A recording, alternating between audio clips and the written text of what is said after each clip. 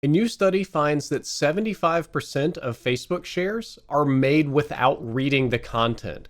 People send links, they repost, they like, they engage with, without ever reading the article. Instead, they just skim the headline or, in some cases, just look at the picture.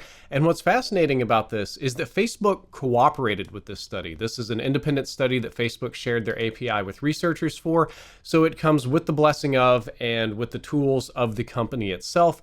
And the results are very scary. The analysis included about 35 million public Facebook posts and found that about 75% of them occurred without users engaging with the full content.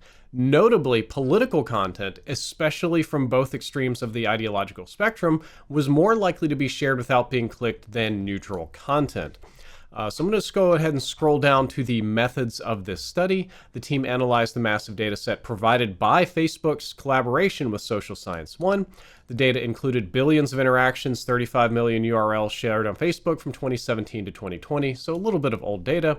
And the team focused on the top 4,000 domains, the well-known stuff, CNN, Fox, New York Times, easy to classify stuff, and 35 million URLs that were shared during this period. Researchers observed two main patterns. First, the frequency of shares without clicks, and then the patterns of political content sharing. The data were separated into political and non-political content using machine learning classifiers, searching for keywords. And the result of all of this is that about 75% of shares occurred without users clicking to view its full content.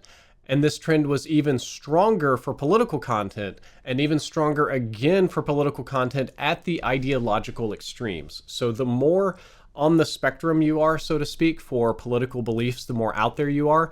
According to the study, the much more likely you are to share information having read only a headline or looking at a picture without reading the article, which kind of tracks from my internal negative stereotypes of people that do that.